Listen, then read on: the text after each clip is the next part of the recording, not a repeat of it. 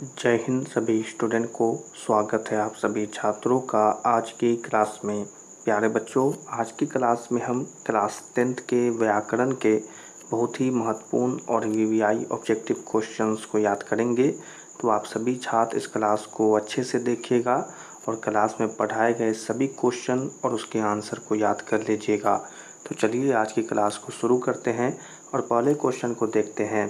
पहला क्वेश्चन है, व्यंजन के कितने प्रकार होते हैं। बहुत ही अच्छा क्वेश्चन है और बहुत ही वीवीआई क्वेश्चन है।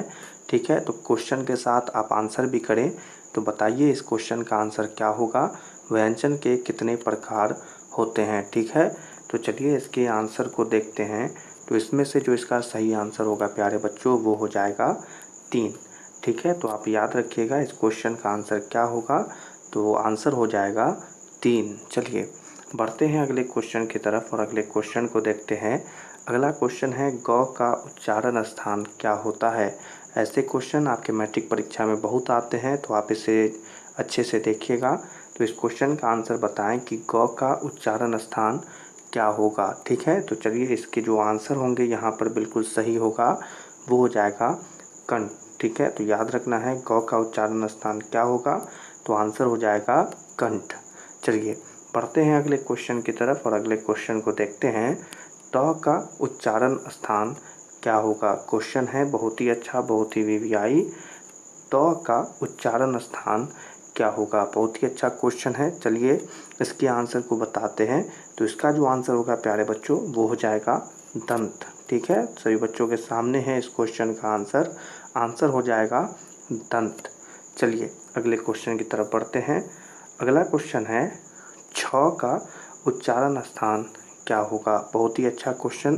क्या क्वेश्चन है प्यारे बच्चों, छ का उच्चारण स्थान क्या होगा। जल्दी से बताएंगे इस क्वेश्चन का आंसर सही बच्चे कि छ का उच्चारण स्थान क्या होगा। ठीक है, तो इसका जो आंसर होगा प्यारे बच्चों, वो हो जाएगा तालु। ठीक है, तो इस क्वेश्चन का आंसर क्या होगा। आंसर हो जाएगा तालु। चलिए बढ़ते हैं अगले क्वेश्चन की तरफ और अगले क्वेश्चन को देखते हैं। बहुत ही अच्छा क्वेश्चन सही बच्चों के लिए।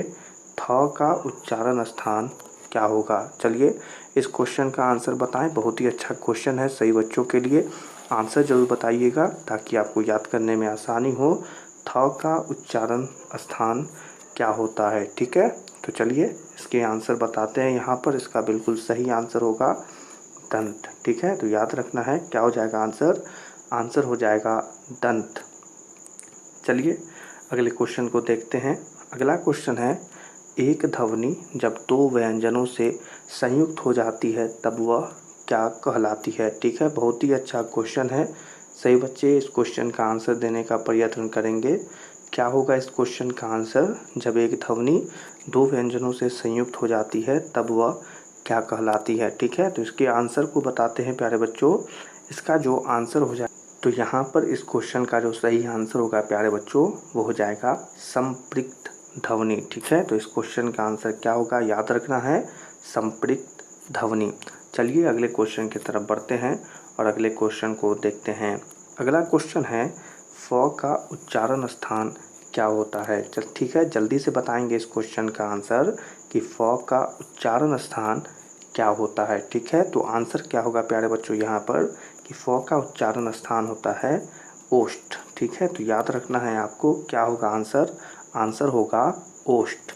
चलिए बढ़ते हैं अगले क्वेश्चन की तरफ और अगले क्वेश्चन को देखते हैं। अगला क्वेश्चन है, ट का उच्चारण स्थान क्या होगा। ट का उच्चारण स्थान क्या होगा। ठीक है, तो इसका आंसर बताइए सही बच्चे जल्दी से कमेंट में कि इस क्वेश्चन का आंसर क्या होगा।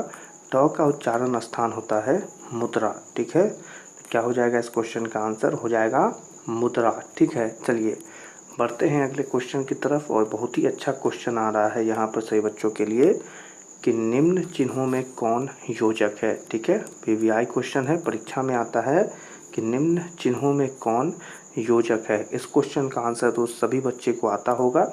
हम बताते हैं यहाँ पर, आप बताइए इसका आंसर क्या होगा ए बी सी डी में से। तो आपका आंसर होना चाहिए कि सर सी होगा बिल्कुल सही आंसर। ठीक है, ऐसे जो है इसे हम क्या कहते हैं, तो योजक कहते हैं। ठीक है, चलिए पढ़ते हैं अगले क्वेश्चन की तरफ और अगले क्वेश्चन को देखते हैं। अगला क्वेश्चन है सभी बच्चों के लिए, कि प का उच्चारण स्थान क्या होता है। ठीक है, क्या है क्वेश्चन कि प का उच्चारण स्थान क्या होता है। ठीक है, तो चलिए इसके आंसर को देखते हैं। तो यहाँ पर इस क्वेश्चन का जो सही आंसर है प्यारे बच्चों वो हो जाएगा ओष्ठ, यानी कि प का उच्चारण स्थान क्या है, तो आंसर होगा ओष्ठ। चलिए अगले क्वेश्चन को देखते हैं। अगला क्वेश्चन है व्यंजनों के नीचे जब एक तिरछी रेखा लगाई जाए, ठीक है, इस प्रकार से, तो उसे क्या कहते हैं। क्वेश्चन है व्यंजनों के नीचे जब एक तिरछी रेखा लगाई जाती है तो उसे क्या कहते हैं। ठीक है, तो चलिए इसके आंसर को बताते हैं। ठीक है, तो आंसर क्या होगा प्यारे बच्चों, यहाँ पर आंसर हो जाएगा तो उसे हम हलंत कहते हैं। ठीक है, इस प्रकार से जो हम लगाते हैं उसे हम क्या कहते हैं, तो उसे हम कहते हैं हलंत। ठीक है, याद रखना है। चलिए अगले क्वेश्चन को देखते हैं। अगला क्वेश्चन है स्वरों के उच्चारण में लगने वाले समय के आधार पर स्वर्ण वर्ण के कितने भेद होते हैं। स्वरों के उच्चारण में लगने वाले समय के आधार पर स्वर्ण वर्ण के कितने भेद होते हैं। बहुत ही वीवीआई क्वेश्चन है, परीक्षा में आने वाला क्वेश्चन है। ठीक है, तो इस क्वेश्चन का जो आंसर होगा प्यारे बच्चों, आपको पता हो तो ज़रूर बताइएगा। ठीक है, तो इस क्वेश्चन का जो आंसर होगा प्यारे बच्चों वो होगा 3। ठीक है, क्या होगा आंसर, आंसर हो जाएगा 3। चलिए अगले क्वेश्चन की तरफ बढ़ते हैं। अगला क्वेश्चन सही बच्चों के लिए जल्दी से पढ़ें और आंसर भी करें। च का उच्चारण स्थान क्या होता है। क्वेश्चन है च का उच्चारण स्थान क्या होगा। सही बच्चे बताएं जल्दी से कि च का उच्चारण स्थान क्या होगा। ठीक है, तो इस क्वेश्चन का जो आंसर होगा प्यारे बच्चों यहाँ पर वो बिल्कुल सही होगा कि च का उच्चारण स्थान है तालु। ठीक है, तो याद रखना है इस क्वेश्चन का आंसर क्या हो जाएगा, तो आंसर हो जाएगा तालु। और इसी क्वेश्चन के और आंसर के साथ आज की क्लास को यहीं पर समाप्त करते हैं। क्लास पसंद आई हो तो इस क्लास को लाइक कर दें और अपने मैट्रिक परीक्षा 2025 के लिए चैनल को सब्सक्राइब कर लें, ताकि आपको वीवीआई ऑब्जेक्टिव क्वेश्चन और सब्जेक्टिव क्वेश्चन आसानी से प्राप्त हो। सभी छात्रों से मिलेंगे अगली क्लास में। तब तक के लिए आप सभी छात्रों को जय हिंद।